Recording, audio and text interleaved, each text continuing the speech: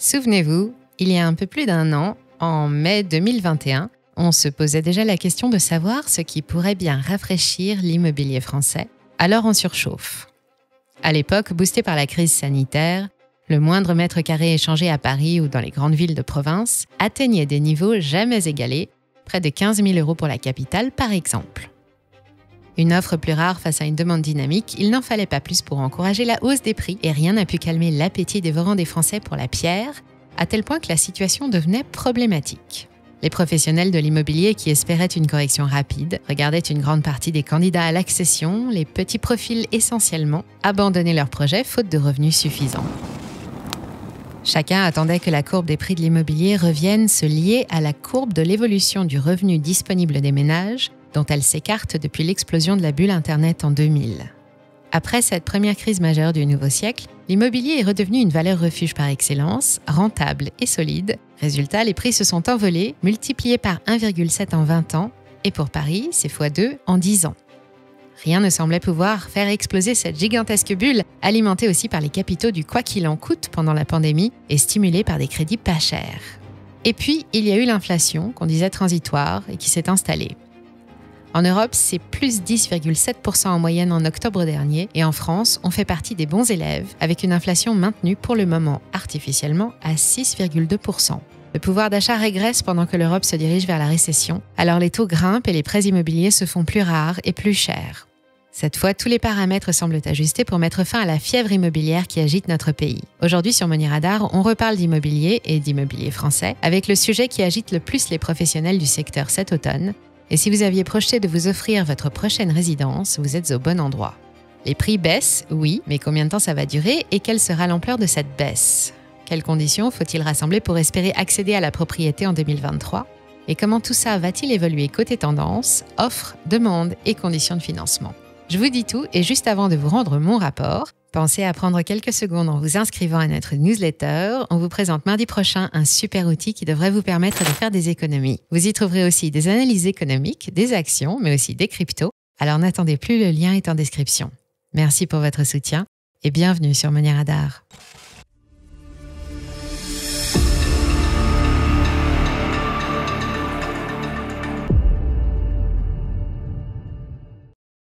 Cette fois, le mouvement semble enfin lancé.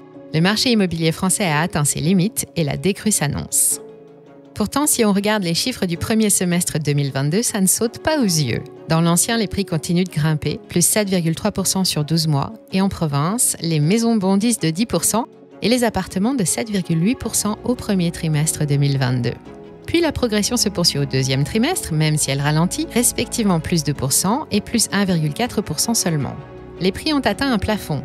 Certains stagnent, d'autres baissent, et si on a du mal à s'en rendre compte, c'est que ça ne baisse pas partout, ni de la même façon. Ça commence avec Paris, là où les prix ont atteint des niveaux délirants en à peine 10 ans. Moins 1,8% en 2021 et moins 1,2% depuis le début de l'année, les prévisions envisagent une nouvelle baisse d'ici à l'automne 2023 d'environ 3%. En province, les prix grimpent encore, mais pas partout. À Toulouse, après être monté de 7,1% l'année dernière, ils baissent de 0,5% depuis mars.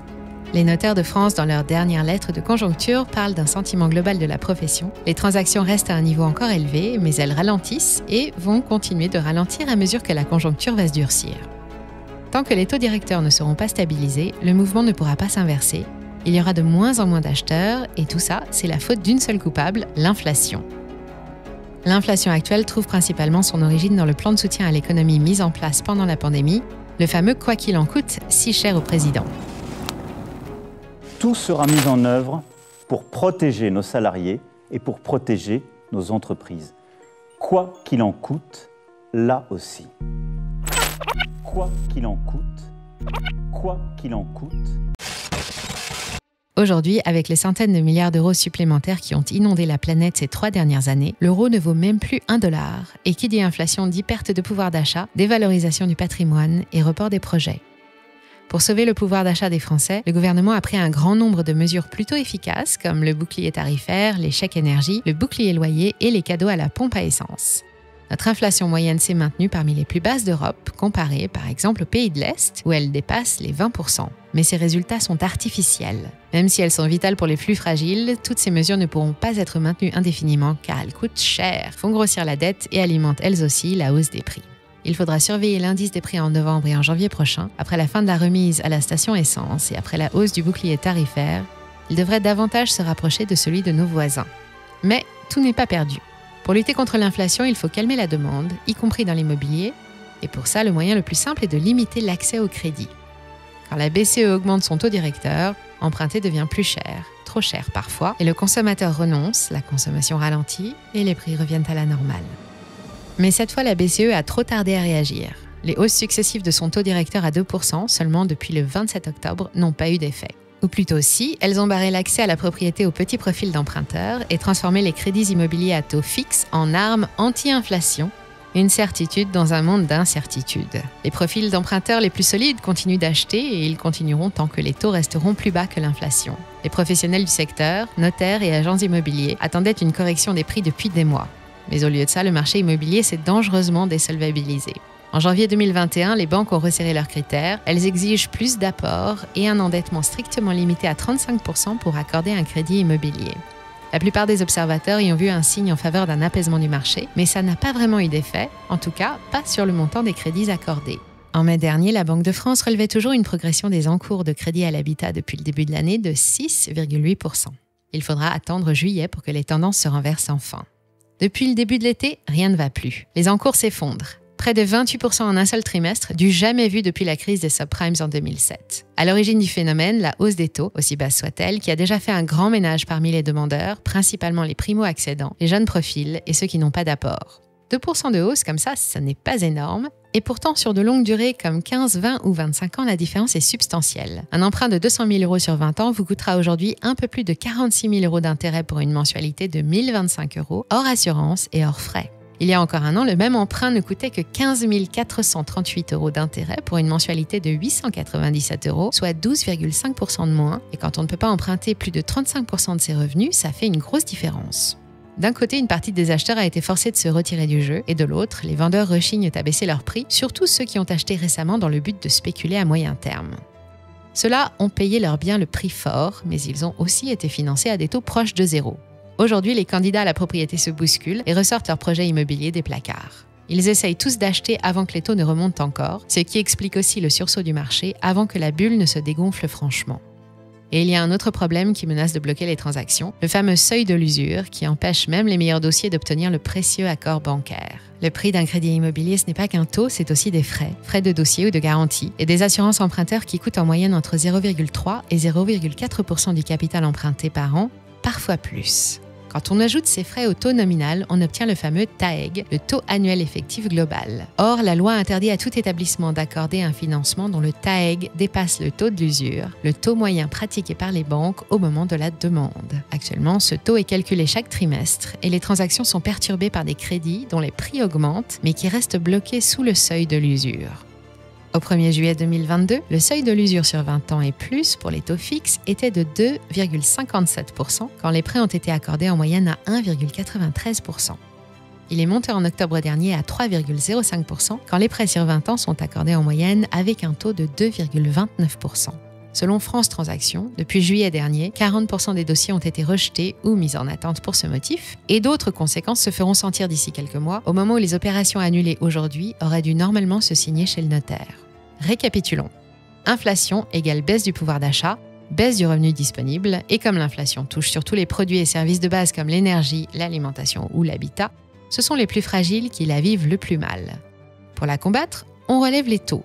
Et justement, hausse des taux égale exclusion d'une partie des acheteurs potentiels, les moins fortunés, et les dossiers les plus fragiles, alors que devenir propriétaire est l'un des facteurs numéro 1 pour s'exclure de la misère. L'accès à l'immobilier est devenu un fort marqueur d'inégalité, mais grâce au seuil de l'usure en 2022, ce n'est plus un critère pertinent. On peut présenter un dossier en béton à son banquier et se voir opposer une fin de non-recevoir, pour parler poliment. La demande est perturbée par un seuil de l'usure qui se rapproche trop des taux, et le problème pourrait s'amplifier sous les prochaines hausses de la BCE, et on sait maintenant quels effets ont ces hausses sur le marché de l'immobilier. Pour resolvabiliser le marché et contrer l'effet de la hausse des taux, il faut maintenant impérativement que les prix baissent et la décision est entre les mains des vendeurs. C'est cette correction qu'attendent les professionnels et les acheteurs, mais pour une partie d'entre eux, les fêtes risquent d'avoir une drôle de saveur cette année. Les courtiers, par exemple, une profession qui s'est considérablement développée depuis le début des années 2000, au chômage technique. Depuis juin dernier, plusieurs grandes banques ont anticipé les hausses de taux et ont décidé de faire des économies en se passant des intermédiaires.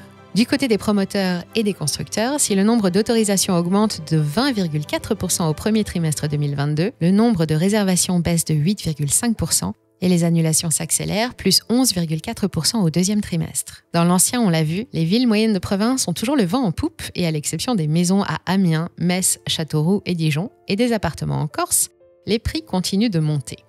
Quand on compare le premier trimestre 2022 au premier trimestre 2021, les maisons anciennes s'arrachent partout en France et tout le monde veut son bout de jardin. C'est plus de 14% à Nîmes ou à Brest, plus 12,8% à Marseille et à Chartres, plus 15,3% à Nancy. Quant aux appartements, les hausses se poursuivent aussi avec un fort dynamisme affiché par les villes moyennes, plus 23% à Bourges relevé par les notaires de France, plus 10% à Limoges et à Saint-Étienne et plus 11% à Bayonne. Mais pendant que la province affiche une santé resplendissante, Paris, en rouge sur ce graphique avec le reste de l'Île-de-France, est la seule zone où les prix des appartements baissent au premier semestre. Après un boom des transactions de 20% entre 2020 et 2021, on s'attendait bien à une accalmie pour 2022, mais pas à celle qui s'annonce. Alors, que prévoient les spécialistes pour les mois à venir ? Eh bien, sans surprise, tout va dépendre de l'inflation et de l'ardeur que la BCE va mettre à la combattre. Si nous prenons l'exemple des États-Unis, la stratégie de la Fed s'est montrée efficace. Les taux directeurs ont commencé à monter dès le mois de janvier pour atteindre actuellement 4%, et l'inflation semble ralentir ce mois-ci, 7,7% sur un an, contre 8,2% en septembre. Le marché immobilier américain est aussi plus avancé, il décroît depuis 9 mois déjà. Avec un taux de crédit de près de 7% sur 30 ans, les acheteurs ne se bousculent plus et la bulle américaine se dégonfle rapidement. Les professionnels enregistrent une baisse des transactions de plus de 20% sur un an dans l'ancien. Mais en Europe, avec des taux à 2% contre une inflation à plus de 10%, la BCE n'est pas assez ferme. Cette stratégie dite de la colombe, ou dovish en anglais, doit permettre un atterrissage de l'économie en douceur. L'action doit être progressive et sans violence pour ne pas déclencher une crise financière majeure, entraîner des défauts de paiement en cascade et un krach boursier. Mais en faisant ça, la BCE choisit de protéger les marchés et la dette des États et de sacrifier le pouvoir d'achat. Et c'est aller à l'encontre de son objectif principal, qui est de garantir par-dessus tout la stabilité de l'euro. Aussi, il faut s'attendre à ce que le ton durcisse si l'inflation ne diminue pas. Et nous savons déjà qu'en France, l'IPC devrait progresser dès la fin des mesures de soutien à la crise énergétique. Pour emprunter avant que les conditions ne grimpent trop, il va falloir montrer patte blanche et zigzaguer entre les obstacles. Se présenter soi-même devant les banquiers pour négocier les meilleures conditions possibles et croiser les doigts pour rester sous le seuil de l'usure. Comparer les tarifs des assureurs pour faire baisser le TAEG. Prévoir un apport personnel de 20 à 35% du total du projet, frais de notaire inclus. Enfin, je le rappelle, depuis janvier dernier, fini les durées supérieures à 25 ans et l'endettement ne devra pas dépasser 35% du revenu net avant impôt. Si vous cochez toutes ces cases, alors vous aurez peut-être la double chance d'acheter pendant que les prix sont en baisse, mais si vous espérez compenser la hausse des taux en négociant le prix, il faudra être ferme. Un crédit de 200 000 € sur 20 ans souscrit aujourd'hui coûte près de 50 000 € d'intérêt en plus que s'il avait été souscrit il y a un an. Pour obtenir la même mensualité avec un taux plus actuel, de 3% par exemple, il faudrait emprunter 160 000 € seulement, ce qui équivaut déjà à une baisse du prix de 20%. Ce sont ces 20% qu'attendent les professionnels et ce sont aussi ces 20% que nous observons actuellement aux États-Unis, 7 mois après le retournement du marché. La baisse du nombre de transactions précède la baisse des prix, attendue pour 2023, une année qui s'annonce bien moins fructueuse que les 2 dernières. Paris, les grandes villes et le secteur rural seront les premiers touchés. À chaque hausse de taux, le prix des biens devra s'adapter car les futurs acheteurs auront des budgets de plus en plus réduits. Nous savons d'avance que les taux n'ont pas fini de grimper. Alors rendez-vous en mars prochain pour vérifier ces prévisions et d'ici là, si vous voulez garder le contact et suivre les actualités des marchés, rejoignez nos autres réseaux sociaux et abonnez-vous à notre newsletter La meilleure du monde. Tout ça, c'est gratuit et ça a été préparé avec soin, rien que pour vous. Vous trouverez tous les liens utiles dans le descriptif sous la vidéo et avant de nous quitter, pensez à nous faire savoir si vous avez aimé ce que vous venez de voir en vous abonnant ou en cliquant sur « J'aime ».